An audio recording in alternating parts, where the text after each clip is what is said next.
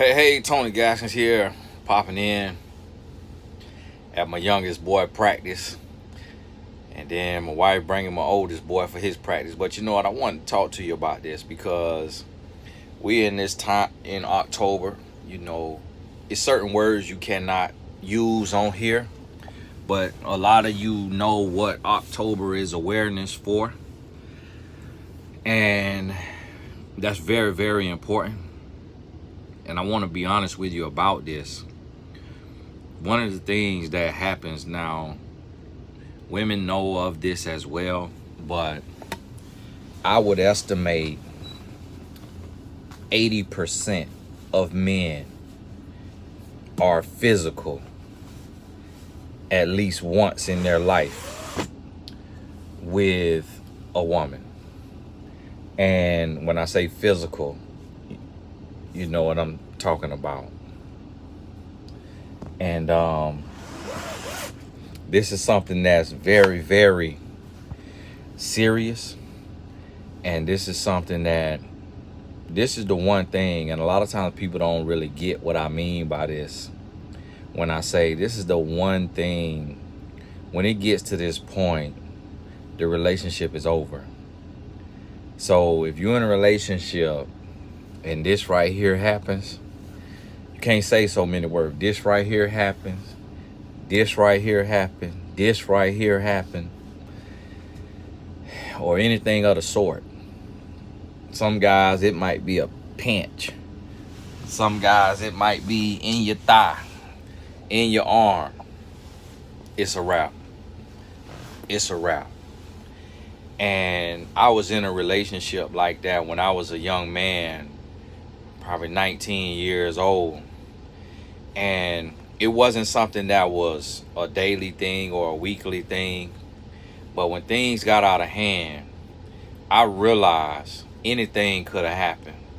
And that's why I speak on across the board, because when I tell you I've made every mistake a man can make, every bad choice a man can make, I made it. The difference about it is I made a change. I repented and I changed. And I left that relationship because I knew it wasn't love. I knew it was spiritual warfare. And I knew that my spirit could not survive, because when you're in spiritual warfare and you don't know better, a lot of times you end up acting out physically. And if you act out physically, you harm yourself and or others. And so what I had to realize is that, y'all gotta forgive me, let me get my computer out. What I had to realize, I need something to prop up my phone so I ain't got to just be holding my phone in my hand. I had to realize that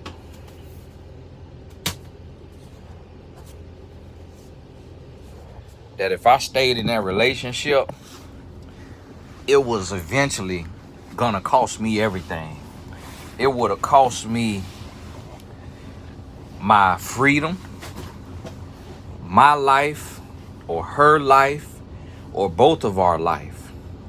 I want to point back to you with the Gabby Petito case. And you look at this guy, he don't even look capable of something of what he did. He doesn't even look capable. Like, if a woman bring that man home, her mom is gonna be happy, because she's like, okay, wow, nice clean cut guy, you know, kind of scrawny, just definitely looks harmless, like he would not bust a grape, this guy wouldn't kill a fly. And you would not see that. You wouldn't think that was possible. So this is what I try to tell you. If this is possible for a guy like that guy, it's possible for any man. It's possible for any woman. Sometimes it's the other way around, because sometimes it's women who are raised like a savage. Sometimes it's women who raised in a very rough environment, to where the woman, I just seen online the guy who he's going to jail or he got arrested for throwing, it looked like it said throwing pumpkins at his girlfriend for not wanting to leave the club. I'm not sure if that was a typo or what, but he in a picture of getting stabbed up where she stabbed him in the rib and in the arm, and she didn't do any jail time. And I remember coaching a guy one time, and his girlfriend or fiance, she played tackle football in the women's league, the women's tackle football league. She was very aggressive, and he said that they got into it. I don't know if she caught him cheating or found a receipt. She said that he said she slammed him on the hood of their car and then punched him in his nose, and he was leaking blood, and he had to walk away. So this can go both ways. And there's another lesson too, what I want to tell women.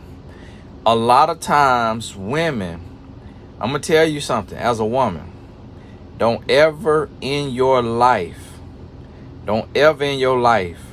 try to fight your man. Don't ever in your life. If you get to the point to where you so angry, you feel like you got to put hands on him, you need to leave that relationship. Because what you're going to do is you're going to wake up a sleeping bear. And when it go back the other way, it only can get ugly.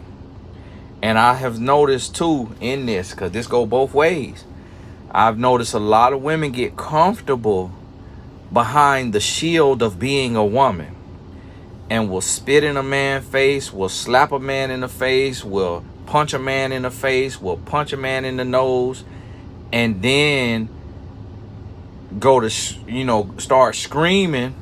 If he get ready to come back at her, start screaming, you gonna hit a woman, you gonna hit a woman.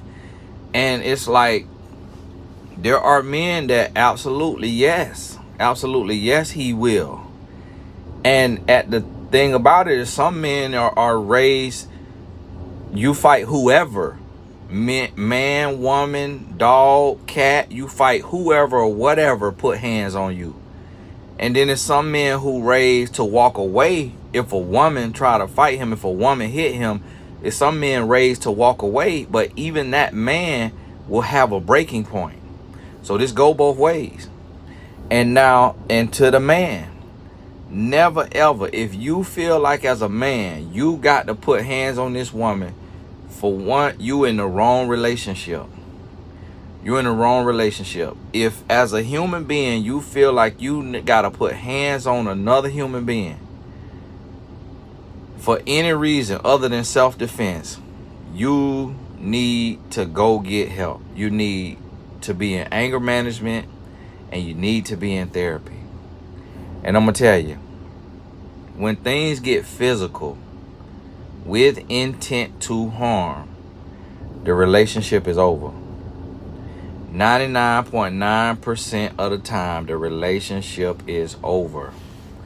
And when I say intent to harm, what I'm talking about is a deliberate strike or throw or something that is intended to hurt, to harm. The relationship is over. And the reason why the relationship has to be over is because now you have developed a language in this relationship, and their love speaks languages of its own, and abuse is not one of them. Oh, that's what I said on Tyra Banks. I said that's what I said on Tyra Banks. I was doing the video when I was on the treadmill the other day that said there's something in you, and I said I couldn't remember what I said on Tyra Banks. That's what I said. Love speaks languages of its own, and abuse isn't one of them. And I made that up. Write it down. But I spent it off because I know the love languages, the 5 love languages. So that's why I said love speaks languages of its own. And that might not be the only languages. He just came up with 5, Dr. Gary Chapman. But abuse isn't one of them. Now, this goes for any form of that word, that A word. It goes for any type. But what I try to tell you is the one that can take you out instantly is the physical. The emotional and a verbal, it can break you down, and it can make you feel like ending it all. And you can end it all, but that's going to be a process. You're going to have several opportunities to leave when it's verbal or emotional. See, emotional, like if you're being cheated on. When somebody cheat on you, you're not just going to pass out and die because somebody cheated. When somebody call you this, all that right there, you're not just going to, because somebody just verbally abused you. But if somebody connect with you the right way, it is over. And so that's why that is the fastest way for it to be over. So when that comes up in a relationship, the relationship is over. And this is what, and it's typically, men and women will stay. A lot of times a man will stay because he says to himself, I deserve it. A woman will say sometimes because she said, I deserve it. It's my fault. A lot of times people will stay because they blame themselves for what happened. So they'll stay. You should never blame yourself for what happened. And you should never stay. Because listen, when this happened, when I say with intent to harm, I'll give you an example. My wife was trying to leave one night. We had just got married, and I went back to the street life. And so I had been out there and I was selling drugs, and I think I had sold it all, what I had, the little bit of work I had. And I came home, and I was home. She wasn't there. She was gone in my car, my Impala on 22s, and I had her Honda Civic. And I'm like, what is she out doing in my car? And then she come home, I'm fire hot, I'm mad. I get an attitude, I try to start an argument. And she come home with her glasses on. She wore contacts. She got her glasses on. She got her hair pulled in a ponytail. Her nose is red. She been crying.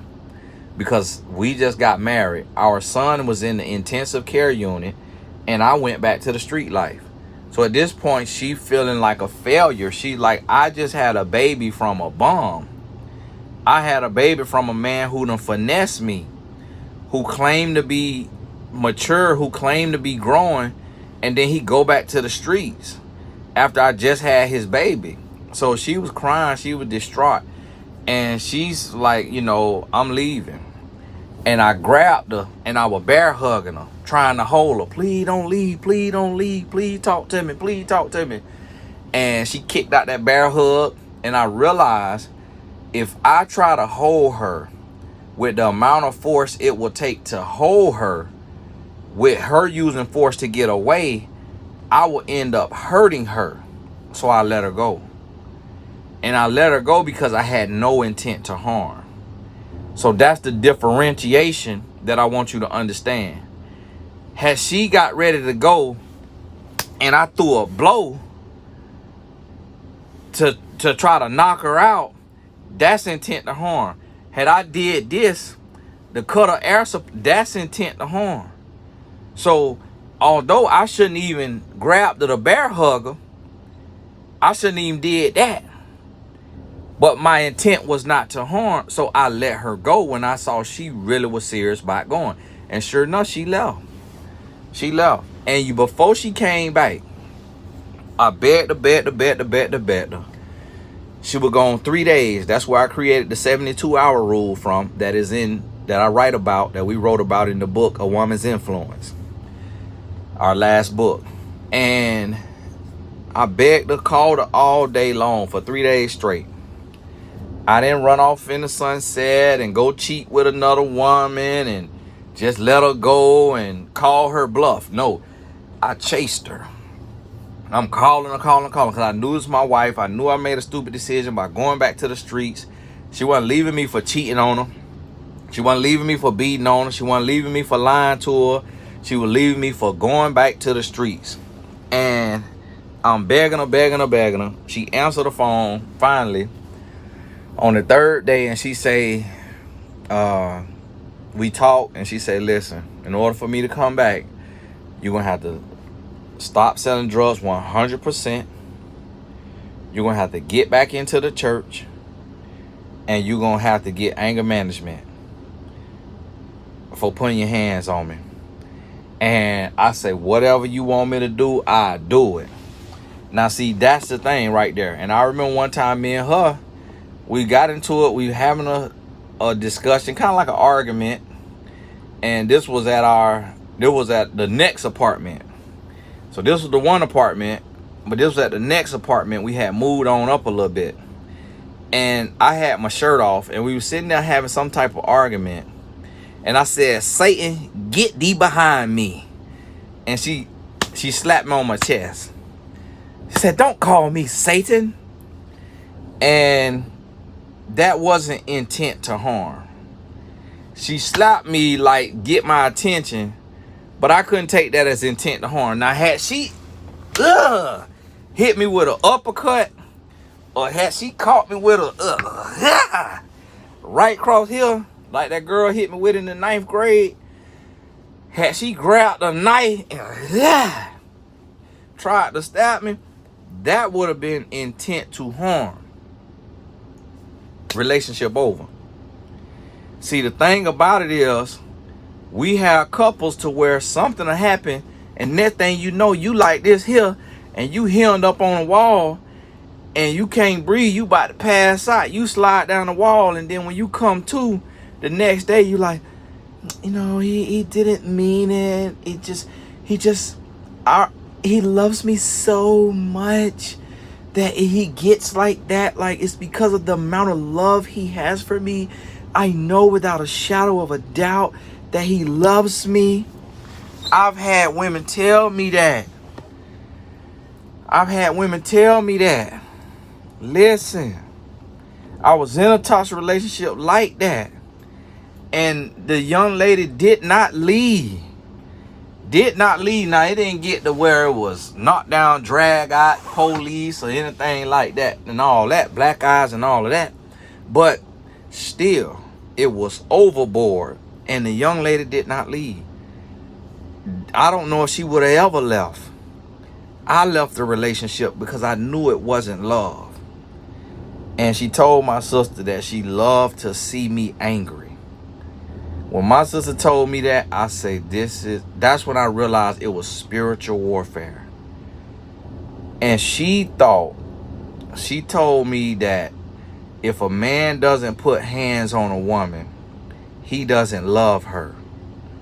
She equated physical to love, because her mom and dad had been together for over 20 years, and she watched her dad do that to her mom. And then she had 4 sisters, and all of that right here was done to all of her sisters. So that was her goal. That wasn't my goal. I wanted real love. But her goal was to get it to that point. She was on demon time. And I realized it was spiritual warfare. And the fact that she popped pills, she smoked weed, she cursed, get drunk, did all of those things for recreation, it let me know, okay, all this here character is not coming together, and I'm not wise enough, smart enough, strong enough to withstand this spiritual warfare, and I'm gonna act out physically trying to crucify the spirit, the evil spirit that's in us, and this gonna go ugly. So I left the relationship. But it's very rare that if a man goes overboard, that he's going to lead a relationship. Now, it happened now, but you can't wait on that. If you the woman or if you the man, if you are emotionally abusive or verbally abusive, mentally abusive, and that makes your partner get physical because they don't have the wherewithal or the mental capacity to be evil spirited in the way you are being evil spirited, and they act out physically. You can't, and then you come to your senses and you realize what's the toxicity of this relationship. You cannot wait on this person who acts out physically to leave you, because they may never leave. You got to leave. And it don't matter how long y'all been together. It don't matter how y'all got there. If the relationship get physical, it's over with. It's over with. Because if you stay and you play, you're going to end up getting laid down. You're going to end up 6 feet under or in a 6-foot cell. And it ain't going to be no good. So listen to me. You cannot play with any form of abuse, but especially physical. And I know everybody always flood the comments. Oh, you can't play with the emotional or the verbal. All that is understood. But again, like I said, those things cannot physically take you out instantaneously. That's going to be a journey to that. And you're going to have opportunity to get off that road. You're going to have opportunity. Somebody calling you out your name. They talking down to you. They talking like that. You still going to be breathing. But if somebody hit you in your temple, if somebody pull a trigger, if somebody stab you in your heart, it's over with. So that's the one kind of abuse that you can't play with at all. Them other ones, okay, you can't play with those. But if you say, oh, I want to go to counseling, I want to go to therapy, okay, you got the time to do that if that's the crazy choice you want to make. But when it get physical, you can't play with it. Because listen to me, you've learned a language. Your relationship has a language of abuse. So what happens is, it's kind of like this. You ever seen somebody who they bilingual? Their first language is Spanish. Their second language is English. Make them mad.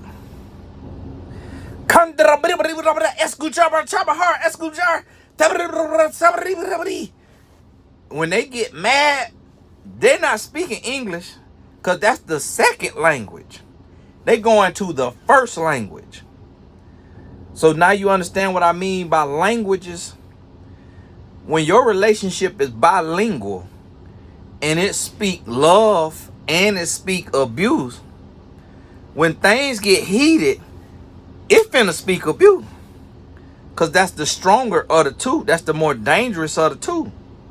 So when a person done learn how to speak physical in that relationship, that's what's going to happen. And listen to me. It ain't going to turn out nice. You cannot play with this. You cannot play with this. See, the thing is y'all get into this, and when it get physical, you think it's cute. You think it's cute because you withstood the slap. You think it's cute because the hand was removed before the blackout. You think it's cute. You think it's cute because the punch was in the ribs or in the back or in the thigh or in the arm. You think it's cute because you still could cover up that thigh and that arm, and you could go to work and you ain't got no black eye, you ain't got no bust nose, you ain't got no bust lip. So you think it's cute. And then after it happens to you, the person who did it may start to cry.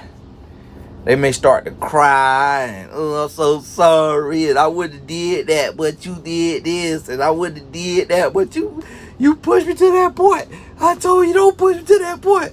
I told you I got a lot of trouble, I got a lot of pain.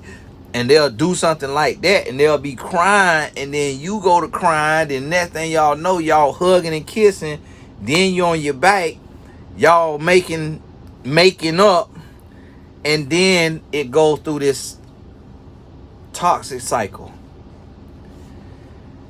to where y'all get to that point, that argument, it go physical, boom, it get the blood flowing, adrenaline running, your brain get a release, and it becomes a turn on thereby. It thereby become a turn on, and then after that, y'all come together. Y'all come together and make up. Now, y'all slap crazy. Now you slap crazy. Now you shot out. Now you toe up from the floor up. Dumb as a box of rocks. And you in this here relationship, and eventually it's going to take you out. It's going to wipe you out. When it get physical, ain't no I'm sorry. And so guess what? If you don't want to have to walk away, your relationship going good, you like this person, you need to sit down and have a conversation and say, listen, I'm not with any form of a ill, but one thing for absolute 100% sure, if you ever put your hands on me, you'll never see me or hear from me again. Point blank period. It is a route. You hear me? It is a route. You got to express that. And when you express that, you make that very clear. You make that very clear. And then they're going to realize. Now see, guess what? A knucklehead, they're going to try you. They're going to try you. But guess what? You got to be willing to walk away. You got to be willing to walk away. No matter how much time you done put in, no matter how deep in love you have allowed yourself to fall, you got to be willing to walk away. Because if you let it go one time, the next time might kill you. And you do not want to see your family in black dresses, in black suits at your funeral. You're not going to be able to see them, but just picture it. Just picture it. Read your obituary. Read your eulogy in this relationship that hands have been put on you and you still in it. You still in it. And listen, it's brain patterns. It's brain patterns. I'm gonna tell you something that happened. This ain't gonna make no sense to y'all, but y'all gonna remember. You remember Neo made that song, When You're Mad? And he talking about, I love it when you're mad. That's real. I remember when me and my wife used to argue. Thing down there get rock hard. You know why? Because it's feeling blood flow. It's endorphins being released from the brain when you arguing. It's a rush. It's a feeling. And while it can be traumatic, while it can be angering, that's also a high. Because it's chemicals being released from your brain. And that's how we normalize abuse. That's how we normalize it, because it also becomes a high. And you have uppers and downers from your brain, from your emotions. And these uppers and downers got you feeling like you on Percocet and ecstasy. I don't know. I never took either one of those, so I don't know what they do. But I'm just using an example because y'all taking them out there for a reason now. And so this was happening, and this how you get addicted to it. So now you can be in an argumentative relationship and the argument stop and you don't know how to function. You don't know how to act. It's like you having withdrawals from arguing. From not arguing, you having withdrawals. You getting headaches, you sweating, you getting nervous, you got anxiety, you paranoid. And it's because you so used to the toxicity that your blood levels are not the same. Your brain patterns are not the same without it. So you will instigate an argument to get your high.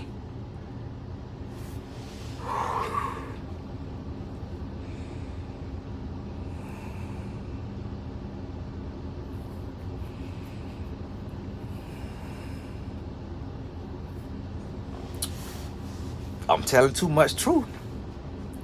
I'm telling too much truth. And you know what I'm talking about. Guess what? You have to normalize. You gotta normalize peace. You gotta normalize happiness. We have normalized abuse. We have normalized toxicity. If me and my wife have an argument, like a disagreement, it hurt, it's draining, it's like if me and my wife have this, and we don't have these often. We may have one a quarter, and it may be about something logistically. My wife is yelling too loud at the soccer game, and we got to have a real conversation about that. She don't like any type of correction or reproof. Now, my wife has never come to me with a town hall meeting. It's not her personality. If it's not a deal breaker, she don't bring it up. If it's not worth breaking up over, it's not worth arguing over. That's a rule we have. So when I bring it up, I'm not arguing. I'm just a communicator. So I like to talk things through and say, look, let's work through this here. So it may be something about a budget, overspending, or it may be about soccer, yelling at the soccer game. That's the only thing I really could remember. And the other thing is, if we ain't coming together intimately and we got to figure out, okay, I need to put my phone down. We got to make love to each other mind. But those are conversations.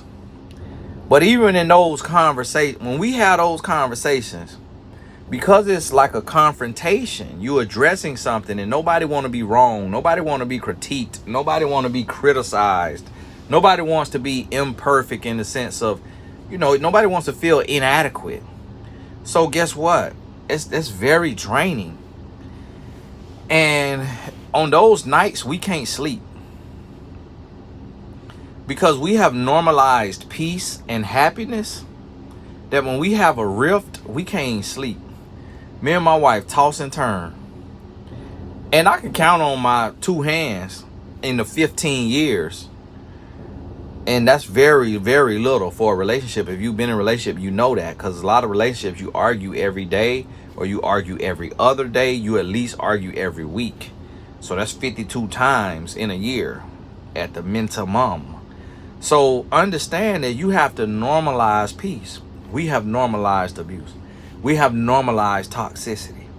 So now we get into a place to where when things going well, I remember my sister, she was in a abuse relationship after abuse relationship, and eventually she got with this guy. He was a nice guy.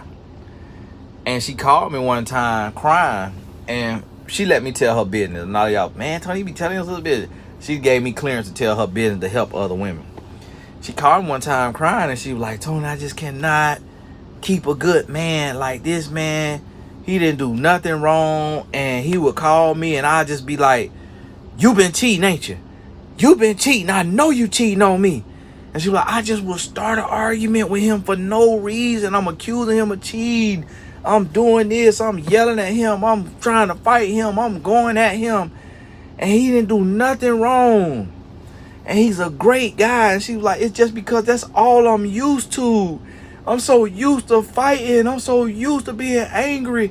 I'm so used. Because she had 3 baby daddies from 3 long 5-year relationships, 5 to 8 years each. Started when she was 16 to 21. Then probably 20, 21 to 28, then or 25, then 26 to 33 or 32. And each relationship, she had a child. And each one of them was abusive. So when she came out of it, she would have a lot of men coming on to her. And then when she'll date one, she'll sabotage it because she was so used to arguing. And she had become so aggressive. She had become just so, And now she has grown. But now you grow, you get older. Now the men not on her mental level. Now the men ain't coming as often as they used to when she was younger. So now, you know, she got 2 under 18. Her oldest 18. It's a little harder. Looking for, want a relationship and just can't meet the right kind of guy. Y'all know about that. The single mothers, you know about that. Now, but if you've ever been in an abusive relationship, think about how you acted the next relationship. How it affected you. How did it affect you? So listen to me. Shut it down. Cut it off. If it's any form of abuse that's not physical and you want to stay, get help immediately. On the emotional and the verbal, when I say verbal, it could be cursing at you, calling you out your name, calling you something, you know, make you feel bad about your weight, whatever. Go get therapy. Make the offender get therapy. You get therapy or get coaching. If it's physical, it's a route. It's a route. Now, here's the thing. It's caveats and nuances to this. Because you could say, oh, well, what about if it was physical 10 years ago? But it ain't happened in 10 years. Nowhere near it. Nothing even close to it. People can change. People can change. We not banking on the change. We not. But if you got the proof and it's people have changed, I changed. Because I was out there. I was wild. I was toxic. And I changed. And from being the man I was in that relationship before my wife, there was 2 or 3 times in my relationship with my wife that I saw red. That I saw red. That I had a twitch in my neck. And that I felt like I was about to explode. Like something was about to happen. Because the argument didn't pan out the way I wanted it to. And guess what? I had to catch myself.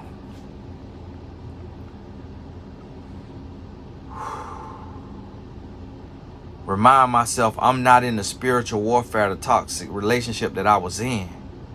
Remind myself that I don't have to be that man. Remind myself that I'm growing. I'm changing. And after catching myself those two or three times, it never came back. It never came back to that point where I felt that urge for things to get out of hand. It didn't come back because I had done the work. I got the knowledge. I got the new knowledge. What is healthy love? What is a healthy relationship? What is a real man? What is a real woman? So when I got this knowledge and I knew what it was, I knew how to do better and be better. Because I knew better, because I learned, I got new knowledge. And that allowed me to change. So yes, people can change. But if they didn't do the work, if they didn't get the new knowledge, if they didn't do what it takes to change, then no, they haven't changed. They just suppressed it for a little bit. And when that bear is done hibernating, it's finna be on and popping. And you don't want to be there for it. So, hey, this Tony Gaskin. God bless you. Thank you so much. And I appreciate y'all who've been grabbing the t-shirts. These just plain little basic little, little regular t-shirt for the sleep in that be up under the video. Yes, the old t-shirts mine. You notice my slogans on them. It's connected to my Teespring. I really appreciate the support. And to the Blessed Tribe members and the Blessed Business Tribe members, I really appreciate you. Definitely 100% shout out to the growth group. For those of you in the growth group, you sign up for that on TonyGaskinsAcademy.com. I just want to thank y'all because that's a huge commitment. That's $47 a month for this mastermind group we in. And I just thank y'all, more than you know. I thank you for the support and just for the community and just for the growth and the building that you're doing in your life and the blessing that you blessing me. To the person who sent me a cash out, God bless you. God bless you. You know who you are. Bless you. I'm praying blessings on your life, not just 10-fold, 100-fold. God bless you. We'll talk soon. Oh, and the Venmo person too. Thank you. To the person who sent me a Venmo, God bless you. And oh, somebody sent me a PayPal. God bless you. Listen, God bless you. Oh, somebody sent me a blessing to my mailbox, to my mailbox. God bless you. Listen, I see you. And I'm thanking you, and I'm praying for you, and I'm wishing you the best. God bless you. We'll talk soon.